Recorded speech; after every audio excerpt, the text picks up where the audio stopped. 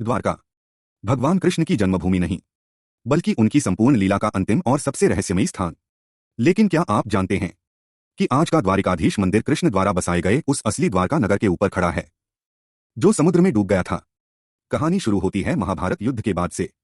युद्ध जीतने के बाद जब कौरव वंश समाप्त हुआ, कृष्ण जानते थे कि यदुवंश में भी कलह की जड़ें फैल चुकी हैं, और इसलिए उन्होंने अपनी पूरी जाति को मथुरा से उठाकर समुद्र किनारे एक नए नगर में बसाया। एक ऐसा नगर जो किसी राजा का नहीं, बल्कि एक अवतार का अपना धाम बनने वाला था।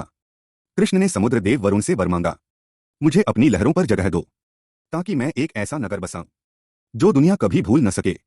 और इसी प्रकार समुद्र के किनारे वह दीप्तिमान नगर खड़ा हुआ, रथों की आवाजों से गूंजता, सोने की गलियों वाला, महलों और लोगों से परे। द्वारका। यहां कृष्ण ने 56,000 से अधिक यदुओं को बसाया और खुद 16,108 महलों में अपने स्वरूप प्रकट किए। हाँ, यही है वह सबसे बड़ा रहस्य, जिसे द्वारका का एक शरीर अनेक रूप चमत्कार कहा जाता है। लेकिन अब आता है उस मंदिर का इतिहास, जहां आज हर भक्त द्वारिकाधीश के दर्शन करता है। कृष्ण के पृथ्वी छोड़ने के बाद समुद्र ने धीरे धीरे द्वारका को निगलना शुरू किया। सारा नगर गहरे पानी में डूब गया, लेकिन कृष्ण का सिंहासन, मूल द्वारका पीठ, जिसे उनके पोते वज्रनाभ ने संरक्षित किया था, वही बाद में द्वारिकाधीश मंदिर का पहला रूप बना। कहते हैं वज्रनाभ ने वही स्थान चुना जहां स्वयं कृष्ण बैठकर यदुओं के बीच धर्म और नीति पर चर्चा करते थे, और वहीं पहला मंदिर बनाया गया। कृष्ण के मानव रूप के स्मरण में, न कि भगवान के रूप में। कई शताब्दियां बीती, मंदिर कई बार टूटा, लूटा, फिर से खड़ा हुआ, लेकिन एक रहस्य कभी नहीं बदला कि मंदिर की नींव के नीचे अब भी जलमग्न द्वारका के अवशेष मौजूद हैं।